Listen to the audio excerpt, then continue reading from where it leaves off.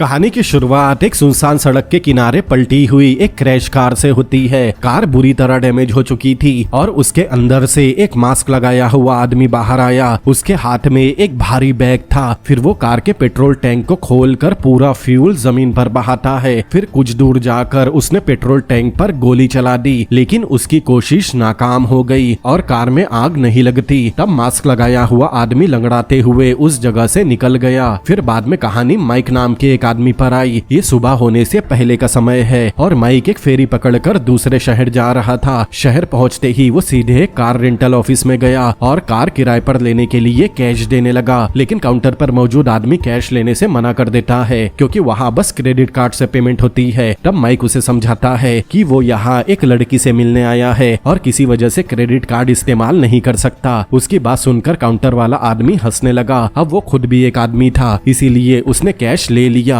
फिर वो माइक को बाहर ले जाकर एक पुरानी और ठीक ठाक कार देता है। माइक के पास दूसरा कोई ऑप्शन नहीं था, इसीलिए वो उसी कार को लेकर वहाँ से निकल गया। दूसरी तरफ ट्रिस नाम की एक लड़की फेरी टर्मिनल पर खड़ी अपनी फेरी का इंतजार कर रही थी। वो माइक को फोन करती है, जबकि माइक उस समय हार्डवेयर स्टोर में शॉवेल और कुछ डिगिंग टूल खरीद रहा था। माइक ट्रिस की लोकेशन पूछता है तो ट्रिस ने बताया कि वो अभी फेरी टर्मिनल पर ही है और उसकी फेरी सुबह 9:30 बजे निकलने वाली है। तब माइक बताता है वो काफी पहले यहाँ पहुँच चुका है और सब कुछ अरेंज कर रहा है। तब ट्रिस को फिक्र हो रही थी कि वो दोनों का रिश्ता ज्यादा समय तक दुनिया से छुपाकर नहीं रख पाएगी। तब माइक उसे भरोसा दिलाता है कि सब ठीक हो जाएगा और वो सब मैनेज कर लेगा। फिर टूल के पैसे देने के बाद माइक कुछ दिनों के लिए एक छोटा सा घर भी रेंट पर लेता है। अब कुछ समय बाद ट्रिस शहर पहुंची तो माइक उसे स्कूल यूनिफॉर्म में देखकर थोड़ा अनकंफर्टेबल हो गया। ट्रिस उससे मिलते ही किस करना चाहती थी, लेकिन माइक उसे हल्की सी किस करके कार में बैठने कहता है। ट्रिस इस बात से नाराज हो गई कि माइक ने उसे ठीक से किस नहीं किया, लेकिन माइक कहता है कि ट्रिस को स्कूल यूनिफॉर्म में देखकर उसे ऐसा लग रहा है जैसे वो किसी स्कूल गर्ल के साथ रिलेशनशिप में है। तब ट्रिस उसे याद दिलाती है कि वो स्कूल में ही है और स्कूल ट्रिप का बहाना बनाकर ही यहाँ आई है और अगर यूनिफॉर्म देखकर उसे अजीब लग रहा है तो वो उसे उतार देगी। इसका मतलब ट्रिस एक माइनर है और माइक एक माइनर लड़की के साथ अफेयर में है। अब दोनों एक रास्ते पर आगे बढ़ रहे थे, तभी ट्रिस की नजर उसी क्रैश कार पर गई जिसे हमने मूवी की शुरुआत में देखा था। वहाँ 2 पुलिस ऑफिसर मौजूद थे। ट्रिस उस कार को ध्यान से देखती है, तब एक पुलिस ऑफिसर ने भी उसे देख लिया। फिर दोनों ऑफिसर में से एक स्नीफर बताता है कि कार में मौजूद आदमी को एकदम करीब से गोली मारी गई और उसका मानना है कि सस्पेक्ट अभी ज्यादा दूर नहीं गया होगा, वो आसपास ही कहीं छुपा होगा। एक्सीडेंट साइट से उन्हें एक गोल्ड कॉइन मिला था। तब स्नीफर अंदाजा लगाता है कि अगर उस आदमी के पास एक गोल्ड कॉइन था तो उसके पास ऐसे और भी बहुत सारे कॉइन्स होंगे। तब उसका पार्टनर जो इस बात पर हंस देता है। दरअसल उस मास्क पहने आदमी ने अपने ही पार्टनर को मार दिया और गोल्ड कॉइन से भरा बैग लेकर भाग गया। उधर माइक ट्रिस को लेकर उस रेंटेड हाउस पर पहुंचा जिसे उसने पहले से अरेंज किया था। घर देखते ही ट्रिस काफी एक्साइटेड हो गई। वो खुशी खुशी चाबी लेकर घर के अंदर चली गई और घर देखने लगी, जबकि माइक के चेहरे पर किसी भी तरह की एक्साइटमेंट नहीं होती। फिर माइक कार की डिक्की खोलता है, उसमें शॉवेल और बाकी डिगिंग टूल रखे हुए थे। वो टूल को निकालने ही वाला था कि तभी ट्रिस दरवाजे पर आकर माइक को नोटी अंदाज में अंदर बुलाने लगी। तब माइक ने फिलहाल उसे मारने का इरादा छोड़कर सोचा कि पहले थोड़े मजे मतलब यामाकाटा कर लेना चाहिए।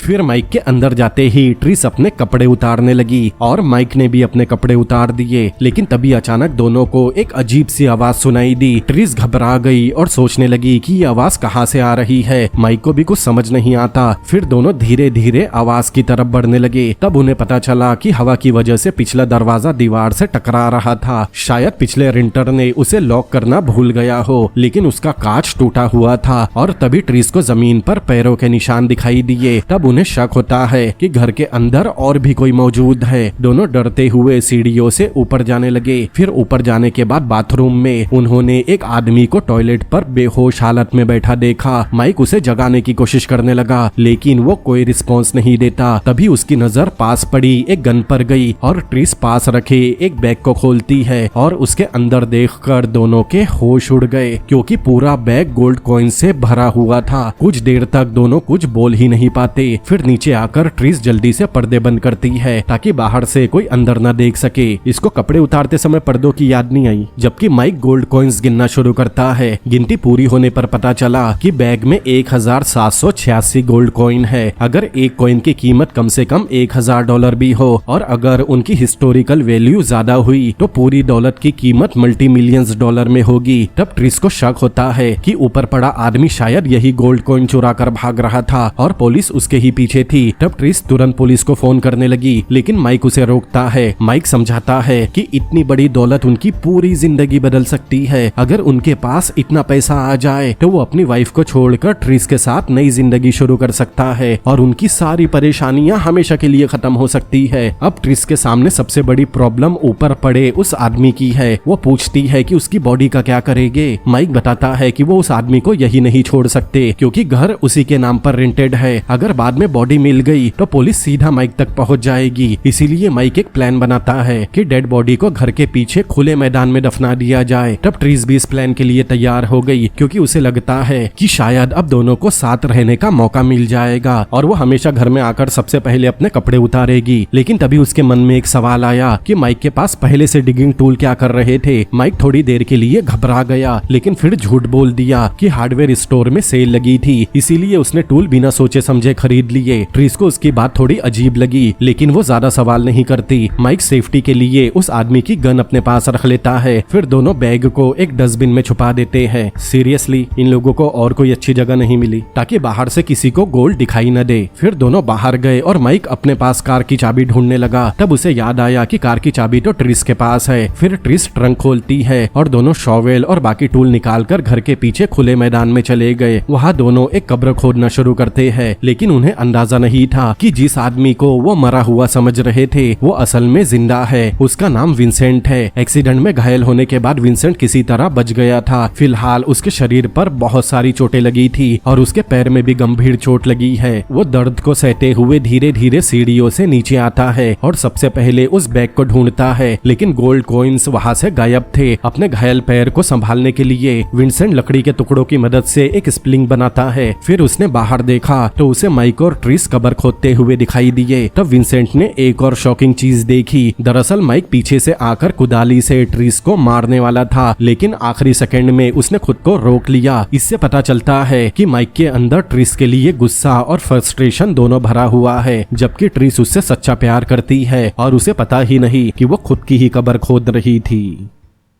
इस तरफ विंसेंट उनका सामान चेक करने लगा। तब उसे ट्रिस के एल्बम के अंदर एक अल्ट्रासाउंड फोटो मिली। फोटो देखने पर पता चला कि ट्रिस प्रेग्नेंट है। फिर कुछ देर बाद माइक और ट्रिस बॉडी लेने के लिए घर में वापस आए लेकिन बाथरूम में पहुंचते ही दोनों के होश उड़ गए क्योंकि अब वहाँ वो आदमी नहीं था। ट्रिस बुरी तरह घबरा गई और समझ गई कि वो आदमी जिंदा है और अब बदला लेने जरूर आएगा। माइक उसे शांत रहकर सोचने कहता है लेकिन ट्रिस गुस्से में वहाँ से निकल गई। माइक उसके पीछे गया और देखा कि ट्रिस उसी कब्र को मिट्टी से बंद कर रही है। अब ट्रिस सब कुछ पुलिस को बताने का फैसला कर चुकी थी। माइक उसे रोकने की कोशिश करने लगा जिससे दोनों के बीच बहस हो गई। ट्रिस अभी भी कब्र बंद करने में लगी थी लेकिन माइक को पता नहीं था कि विंसेंट उसके पैरों के नीचे लकड़ी के वरांडे के नीचे छुपा है। अब माइक गुस्से और डर में गन निकालने लगा क्योंकि वो ट्रिस को मारना चाहता था। बेचारे ने यामाकाटा भी नहीं किया। खैर वो आसपास देखकर कंफर्म करता है कि उन्हें कोई देख तो नहीं रहा लेकिन तभी अचानक विंसेंट नीचे से एक आयरन रॉड से माइक पर हमला कर देता है। माइक तुरंत गन निकालकर विंसेंट को बाहर आने के लिए वार्निंग देता है वरना वो गोली चला देगा लेकिन विंसेंट रुकने वाला नहीं था। वो फिर से आयरन रॉड से हमला करता है और इस बार रॉड सीधा माइक के पैर में घुस गई। माइक दर्द से चीख उठा और ट्रिस तुरंत उसके पास आई। फिर उसे संभालने और शांत करने की कोशिश करने लगी। अब सिचुएशन पूरी तरह बदल चुकी थी क्योंकि जिस आदमी को दोनों मरा हुआ समझकर दफनाने जा रहे थे वो जिंदा है। फिर विंसेंट नीचे से बाहर निकला और ट्रिस को कुछ बताने की कोशिश करने लगा लेकिन उसके कुछ कहने से पहले ही ट्रिस ने उस पर शॉवल से हमला कर दिया जिससे विंसेंट फिर से बेहोश हो गया। फिर ट्रिस किसी तरह माइक के पैर में फंसी आयरन रॉड निकालती है और उसे घर के अंदर ले जाकर उसके घाव पर बैंडेज लगाती है। माइक पेन से बुरी तरह तड़प रहा था और इसी बीच माइक ने ट्रिस को याद दिलाया कि डस्टबिन में $multi-million का गोल्ड रखा है। अगर वो पुलिस को बुलाएगी तो वो $100 उनके हाथ से निकल जाएगी। तब ट्रिस कहती है कि वो यहाँ बस माइक के साथ एक खूबसूरत वीकेंड बिताने आई थी और उसे उम्मीद थी कि दोनों आगे चलकर साथ में जिंदगी बिताएंगे। ट्रिस की बात सुनकर माइक उसे अपने करीब खींचता है और विंसेंट की फिक्र करने से मना करता है क्योंकि वो उसे यही छोड़ देंगे। उसके मुताबिक अगर दोनों गोल्ड लेकर यहाँ से भाग जाए तो कहीं दूर जाकर नई जिंदगी शुरू कर सकते हैं, लेकिन इसके लिए ट्रिस को एक बात का वादा करना होगा कि वो पुलिस को फोन नहीं करेगी क्योंकि ऐसा करते ही उनका फ्यूचर और सारी दौलत खत्म हो जाएगी। इसी बीच बाहर विंसेंट को होश आने लगा। वो किसी तरह उठकर घर के पास पहुंचा और खिड़की के अंदर झांक कर देखा कि माइक और ट्रिस क्या कर रहे हैं। अंदर माइक अपना सामान पैक कर रहा था। वो बैग लेकर बाहर जाने लगा। वो ट्रिस को गोल्ड लेकर जल्दी से बाहर आने कहता है। ट्रिस उसकी बात मान लेती है, लेकिन जैसे ही माइक घर के बाहर निकला तभी वहाँ 2 पुलिस ऑफिसर भी आ गए। ऑफिसर शिफरी उससे पूछता है कि वो कहाँ जाने की तैयारी कर रहा है। तब माइक ने घबराते हुए कहा कि वो कहीं नहीं जा रहा, बस कुछ सामान अरेंज कर रहा है। तभी शिफरी की नजर उसके पैर पर गई। वो पूछता है कि उसके पैर को क्या हुआ। तब माइक झूठ बोलता है कि काम करते समय उसका पैर फिसल गया। तब उसी समय घर के अंदर ट्रिस की नजर विंसेंट पर गई। वो रेंगते हुए अंदर आया था। फिर जैसे ही विंसेंट ने ट्रिस को देखा वो सीधे एक नाइफ उठाकर उसके सामने गया, लेकिन तभी ट्रिस ने गन निकालकर विंसेंट पर तान दी और जोर से माइक का नाम पुकारा। उसकी आवाज बाहर दोनों ऑफिसर्स ने भी सुनी। तब माइक घबराकर बाहर से जवाब देता है कि वो ऑफिसर से बात कर रहा है। तब विंसेंट धीरे से ट्रिस से कहता है कि वो चिल्लाए नहीं क्योंकि वो उसे कोई नुकसान नहीं पहुंचाना चाहता। तब ट्रिस उसे चुप रहने कहती है। फिर जोर से कहती है कि बाथरूम का टैप लीक कर रहा था ताकि उसकी आवाज सुनकर ऑफिसर को शक न हो। लेकिन तभी ऑफिसर शिफरी कहता है कि अगर बाथरूम का टैप लीक कर रहा है तो वो खुद आकर चेक कर सकता है। अब ट्रिस के पास विंसेंट को छुपाने के अलावा कोई रास्ता नहीं बचता, इसीलिए वो उसे फ्रिज के अंदर छुपने को कहती है। तब विंसेंट ट्रिस को उसके साथ मिलकर गोल्ड लेकर भागने बोलने लगा।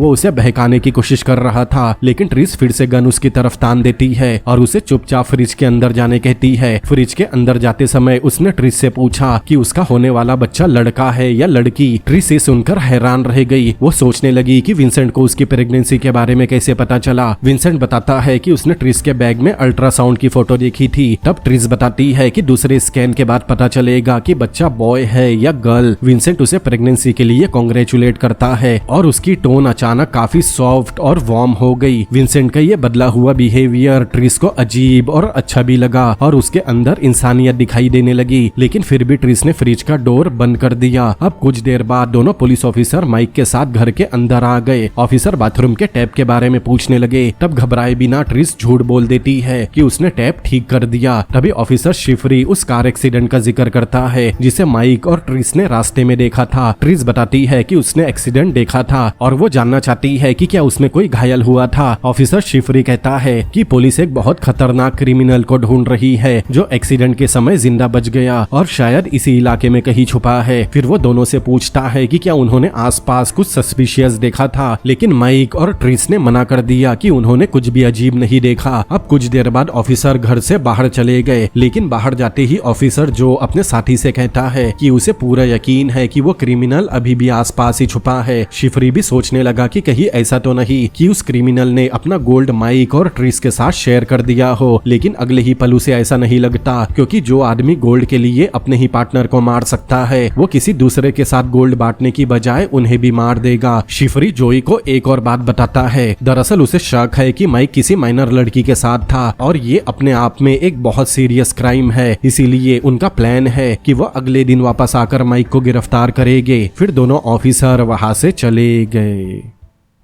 ऑफिसर के जाने के बाद माइक और ट्रिस राहत की सांस लेते हैं। ट्रिस माइक को बताती है कि उसने विंसेंट को फ्रिज के अंदर बंद किया है। अब माइक फ्रिज की तरफ देखकर कहता है कि विंसेंट को जिंदा छोड़ना उनके लिए बहुत बड़ा खतरा है। पुलिस को उनकी लोकेशन पता चल चुकी है और अगर विंसेंट जिंदा रहा तो वो पूरी कहानी पुलिस को बता देगा। लेकिन ट्रिस इसके लिए मान नहीं रही थी क्योंकि वो दोनों किलर नहीं है। लेकिन माइक समझाता है कि अगर विंसेंट को जिंदा छोड़ा तो उनकी पूरी जिंदगी बर्बाद हो जाएगी। अब उनके पास सिर्फ एक ही रास्ता बचा है। अब काफी सोचने के बाद ट्रिस भी आखिरकार इस बात के लिए तैयार हो गई और दोनों डिसाइड करते हैं कि विंसेंट को बिना शोर किए खत्म करना होगा। ट्रिस फ्रिज का डोर खोलने लगी और माइक गन लेकर रेडी हो गया। अब जैसे ही डोर खुला माइक ने विंसेंट को गोली मारने की कोशिश की, लेकिन वो नहीं कर पाया। माइक ट्रिगर दबा ही नहीं पाता। अब विंसेंट की हालत काफी कमजोर हो गई थी। फिर माइक और ट्रिस उसे एक चेयर से बांध देते हैं। माइक फिर से गन उठाकर विंसेंट पर निशाना लगाता है, लेकिन गोली चलाने से ठीक पहले विंसेंट को होश आ गया गया। विंसेंट सीधा माइक की आंखों में देखता है और उसकी नजर इतनी तेज थी कि माइक के लिए ट्रिगर दबाना और भी मुश्किल हो गया। तब विंसेंट अपनी जान बचाने के लिए माइक को डराता है कि इंसान के शरीर में बहुत सारा खून होता है, अगर माइक ने उसे यही मार दिया तो पूरा फ्लोर खून से भर जाएगा। इतने सारे खून को ठीक से साफ करना आसान नहीं होता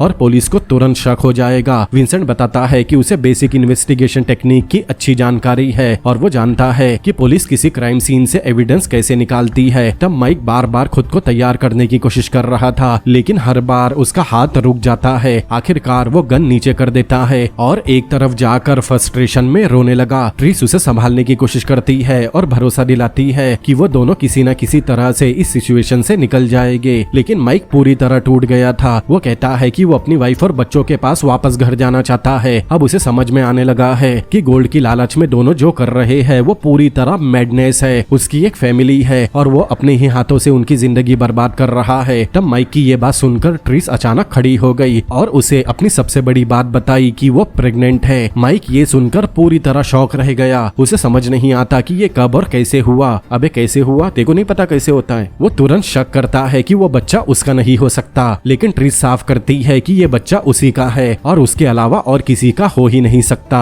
ट्रिस बताती है कि जिस दिन से वो माइक से मिली है उसने माइक को अपनी पूरी जिंदगी मान ली थी, इसीलिए अब माइक का अपनी वाइफ और फैमिली के पास वापस जाने की बात करना उसके लिए बहुत बड़ा धोखा है। तब माइक गुस्से में उससे पूछता है कि उसने प्रेगनेंसी के बारे में उसे पहले क्यों नहीं बताया। ट्रिस बताती है कि वो सही समय और सही जगह पर यह बात बताना चाहती थी। वो स्कूल में यह बात कैसे बता सकती थी, लेकिन वो स्कूल में यामाकाटा जरूर कर सकते थे, है ना। अब माइक के सामने एक नई प्रॉब्लम खड़ी हो गई। वो अपनी फैमिली और ट्रिस के होने वाले बच्चे के बीच फंस गया। अब कुछ देर बाद ट्रिस माइक को विंसेंट से दूर दूसरे कमरे में लेकर गई। वो उससे पूछने लगी कि क्या वो उसके साथ रहने तैयार है। ट्रिस उसे याद दिलाती है कि अगर दोनों साथ रहते हैं तो उनके पास गोल्ड भी होगा और एक नई जिंदगी शुरू करने का मौका भी। तब माइक उसके साथ रहने के लिए तैयार हो गया, लेकिन वो जानना चाहता है कि विंसेंट का क्या करेगी। ट्रिस बताती है कि वो विंसेंट को गोली नहीं मार सकते क्योंकि गोली चलाने पर ब्लड और बाकी एविडेंस से पुलिस उन्हें आसानी से पकड़ सकती है, इसीलिए वो एक ऐसा तरीका अपनाएंगे जिससे कोई गोली नहीं चलानी पड़ेगी। ट्रिस प्लान बनाती है कि विंसेंट को पानी में डुबोकर मारा जाए, जिसके लिए वो बाथरूम में जाकर बाथटब तैयार करेगी, जबकि माइक को किसी तरह विंसेंट को पानी तक लाना होगा। ट्रिस बाथरूम में पहुंची और बाथटब में पानी भरना शुरू किया। अब दोनों अपने प्लान पर काम करने लगे। एक तरफ लाखों डॉलर का गोल्ड है और दूसरी तरफ विंसेंट की जान। और इस पूरे खेल में सबसे बड़ा सवाल यही है कि आखिर बचेगा कौन।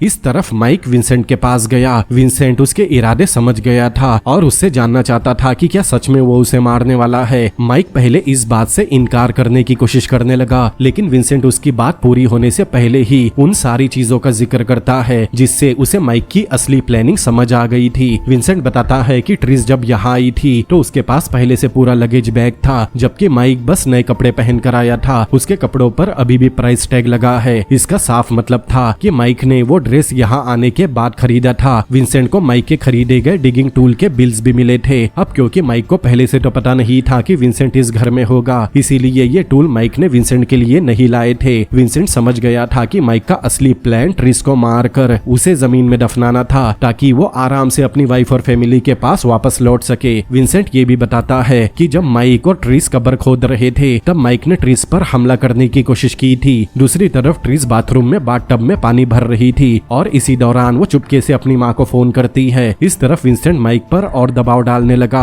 वो उसे याद दिलाता है कि ट्रिस माइनर है और उसकी स्टूडेंट है और अब वो प्रेग्नेंट भी है, मतलब माइक पहले से ही बहुत बड़ी परेशानी में फंस चुका है। तब आखिरकार माइक मान लेता है कि वो यहाँ अपनी की गई गलती को ठीक करने आया था। वो बताता है कि ट्रिस अभी भी टीनेज फैंटेसी वाली दुनिया में जीती है और उसे लगता है कि वो अपनी हर इच्छा पूरी कर सकती है, लेकिन माइक अपनी वाइफ से प्यार करता है, बीवी से प्यार करता है सीरियसली। और अगर वो ट्रिस के साथ भाग गया तो उसकी पूरी जिंदगी बर्बाद हो जाएगी। उसकी फैमिली, उसका करियर, उसकी रेपुटेशन सब कुछ खत्म हो जाएगी। माइक के मुताबिक ये सारी परेशानी बस एक मिस्टेक से शुरू हुई थी। उस मिस्टेक में उसे बहुत मजा भी आया था। अब बाथरूम में ट्रिस अपनी माँ से बात कर रही थी, जबकि दूसरी तरफ विंसेंट माइक से कहता है कि वो ट्रिस को मार नहीं पाएगा। माइक उसकी बात मानता है, लेकिन फिर उसके सामने एक खतरनाक प्रपोजल रखता है कि अगर विंसेंट ट्रिस को मार दे तो वो उसे पूरा गोल्ड दे देगा। तब विंसेंट विंसेंट इस बात पर हंसने लगा क्योंकि माइक उसका ही गोल्ड उसे वापस देने की बात कर रहा था। तब माइक कहता है कि अगर विंसेंट ने उसकी बात नहीं मानी तो वो और ट्रीस उसे बाथटब में डुबाकर मार देंगे। माइक कहता है कि उसे अपनी फैमिली वापस चाहिए और विंसेंट को उसका गोल्ड। अगर दोनों एक दूसरे की मदद करे तो दोनों को वो मिलेगा जो उन्हें चाहिए। तब काफी सोचने के बाद विंसेंट इस डील के लिए तैयार हो गया। तब माइक उसके हाथ खोलता है, फिर विंसेंट उससे अपनी गन मांगता है। तब माइक थोड़ा हेजिटेट करता है क्योंकि उसे डर था कि गन मिलते ही विंसेंट उसे भी मार देगा और पूरा गोल्ड लेकर भाग जाएगा। लेकिन विंसेंट उसे समझाता है कि वो ऐसा करना भी चाहे तो अपने जख्मी पैर की वजह से कहीं भाग नहीं सकता। उसे बाहर निकलने के लिए माइक की मदद की जरूरत है। आखिरकार माइक उसे गन दे देता है। तब विंसेंट उसे अपना पूरा प्लान समझाता है कि माइक कबर्ड के अंदर छिप जाए और उसे बाहर से कितनी भी आवाजें आए उसे बाहर नहीं निकलना है। माइक इस प्लान के लिए तैयार हो गया, लेकिन जैसे ही विंसेंट दूसरी तरफ मुड़ा, माइक के अंदर का लालच फिर से जाग गया। इसीलिए वो चुपके से ट्रेश बिन के अंदर से लगभग आधे गोल्ड कॉइन निकाल लेता है और चुपचाप घर के बाहर निकलता है। फिर कुछ देर बाद ट्रिस माइक को ढूंढते हुए बाहर आई, लेकिन बाहर उसे माइक की जगह विंसेंट दिखाई दिया जो चेयर से बंधा हुआ था। तब विंसेंट उसे बताता है कि माइक उसे छोड़कर जा चुका है। ये सुनते ही ट्रिस घबरा गई और जोर जोर से माइक को बुलाने लगी। वो पूरे घर में उसे ढूंढती है और बाहर भी निकल कर देखती है, लेकिन माइक उसे कहीं दिखाई नहीं देता क्योंकि वो कार के पीछे छुपा हुआ था। फिर जैसे ही ट्रिस दूसरी तरफ गई, माइक धीरे से कार का ट्रंक खोलता है। वो स्पेयर टायर को ऊपर उठाता है और गोल्ड कॉइन्स को उसके नीचे छुपा देता है। फिर स्पेयर टायर को वापस अपनी जगह रख देता है।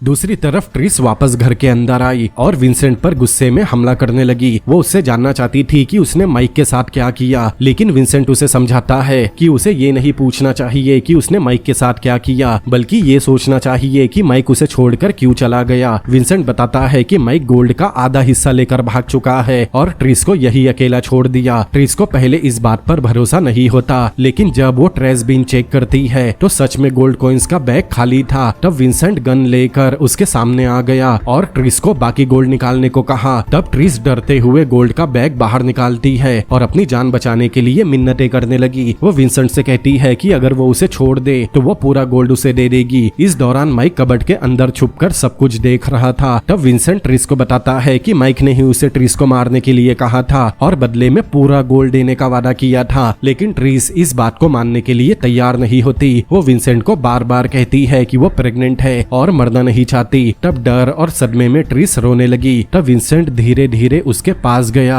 और उसे किस करने के बाद बहुत शांत तरीके से भरोसा दिलाया कि वो उसे नहीं मारेगा। उसके दिमाग में दूसरा प्लान है। तभी माइक कबर्ड से बाहर निकला और विंसेंट को उनकी डील याद दिलाने लगा, लेकिन विंसेंट तुरंत गन माइक की तरफ कर देता है। अब ट्रिस को पहली बार माइक की असली प्लानिंग का पता चला। उसे समझ आ गया कि माइक ने विंसेंट के साथ मिलकर उसे मारने का प्लान बनाया था। तब विंसेंट ट्रिस को समझाता है कि उसे माइक से कहीं बेहतर इंसान मिलेगा। फिर विंसेंट माइक को शूट करने वाला था, लेकिन तभी गन जैम हो गई और गोली नहीं चलती। तभी माइक को पास में एक नाइफ दिखाई दिया। उसने तुरंत नाइफ उठाकर विंसेंट के पेट में घोंप दिया, जिससे विंसेंट जमीन पर गिर गया। ये देखकर ट्रिस घबरा गई और वहां से भागने की कोशिश करने लगी, लेकिन माइक उसके पीछे दौड़ने लगा और बाहर जाकर उसे पकड़ लिया। माइक दोनों हाथों से ट्रिस का गला दबाने लगा और कुछ ही देर बाद ट्रिस भी शांत हो गई। फिर माइक ट्रिस की बॉडी को घर के अंदर लेकर गया और साथ में गोल्ड का बैग भी उठा लिया। वो ट्रिस और विंसेंट की बॉडी को एक ही कारपेट में लपेटता है। फिर उस कारपेट को घसीटते हुए उसी कब्र तक लेकर गया जिसे पहले ट्रिस और माइक ने ही खोदा था। इसीलिए मैंने बोला था ना कि ट्रिस खुद अपनी कब्र खोद रही है।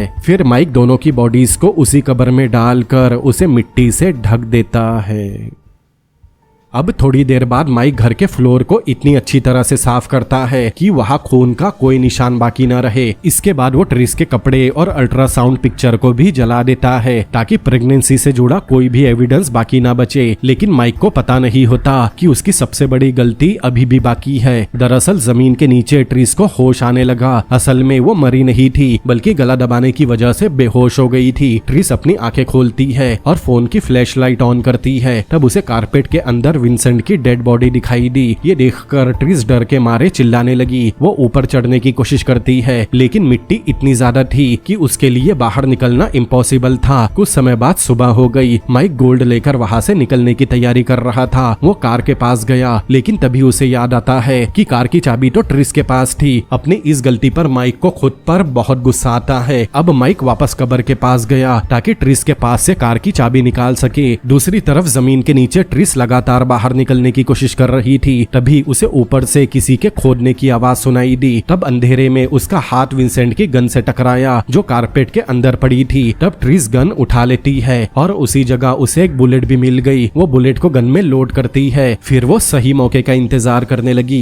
फिर आखिरकार माइक ऊपर से मिट्टी हटाकर कारपेट तक पहुंच गया और उसे खोलने लगा। जैसे ही उसने कारपेट हटाया, ट्रिस ने सीधे गन उसकी तरफ तान दी। माइक अचानक वही फ्रीज हो गया। ट्रिस उससे कहती है कि अगली बार किसी को मारने से पहले ये जरूर कंफर्म कर लेना कि वो सच में मरा है या नहीं। फिर जैसे ही माइक ट्रिस पर हमला करने आगे बढ़ा, वैसे ही ट्रिस ने उसके सिर में गोली मार दी, जिससे माइक वही गिरकर मर गया। उसी दौरान वो दोनों पुलिस ऑफिसर भी वापस वहां पहुंच रहे थे। उनका इरादा माइक को गिरफ्तार करने का था, क्योंकि उन्हें शक था कि माइक एक माइनर लड़की को इतनी दूर लेकर आया है और जो कि एक सीरियस क्राइम है। लेकिन अब सिचुएशन पूरी तरह बदल चुकी थी। ट्रिस को समझ नहीं आता कि अब वो आगे क्या करे। तभी उसे बाहर से एक कार की आवाज सुनाई दी, क्योंकि पुलिस ऑफिसर्स वापस आ चुके थे। ऑफिसर्स कार को चेक करते हैं और उन्हें कार के अंदर गोल्ड कॉइन्स का बैग मिलता है। तभी उन्हें ट्रिस की आवाज सुनाई दी जो मदद के लिए चिल्ला रही थी। दोनों ऑफिसर तुरंत उसकी तरफ दौड़े और देखा कि ट्रिस कारपेट में लिपटी हुई है और उसके पास विंसेंट और माइक की डेड बॉडीज पड़ी है। तब ऑफिसर उसे बाहर निकालते हैं। फिर थोड़ी देर बाद दोनों डेड बॉडीज को वापस उसी कब्र में दफना देते हैं। ऑफिसर शिफरी ट्रिस से बहुत नरमी से पूछता है कि क्या उसकी रात बहुत खराब गुजरी। ट्रिस जानना चाहती थी कि क्या पुलिस उसका स्टेटमेंट लेगी, लेकिन शिफरी ऐसा करने से मना कर देता है। दरअसल दोनों पुलिस ऑफिसर अब काफी कुछ समझ चुके हैं और ट्रिस के लिए इस वीकेंड को भूल जाना ही बेहतर होगा, क्योंकि उसके आगे अभी पूरी जिंदगी पड़ी है। बाहर आने के बाद ऑफिसर जो और उसके साथी ने वो गोल्ड कॉइन अपने पास रख लिए। फिर दोनों ऑफिसर गोल्ड कॉइन लेकर वहां से चले गए। फिर ट्रिस कार लेकर वहां से ऐसे निकलती है जैसे कुछ हुआ ही ना हो, लेकिन थोड़ी दूर जाने के बाद कार का टायर बस्ट हो गया। अब ट्रिस को स्पेयर टायर निकालने के लिए ट्रंक खोलना पड़ा। फिर जैसे ही उसने स्पेयर टायर उठाया, उसे सामने छुपाए गए गोल्ड कॉइन्स दिखाई दिए। ट्रिस ये देखकर बहुत खुश होती है, क्योंकि माइक ने जो गोल्ड कॉइन अपने लिए बचा कर रखे थे वो अब ट्रिस के हाथ लग गए। वो एक भी कॉइन नहीं छोड़ती। असल में पुलिस ने ट्रिस को इसीलिए जाने दिया था क्योंकि उन्हें लगा था कि वो बस एक इनोसेंट स्कूल गर्ल है जिसे इस पूरी घटना का कुछ खास अंदाजा नहीं है। लेकिन असली ट्विस्ट यही था।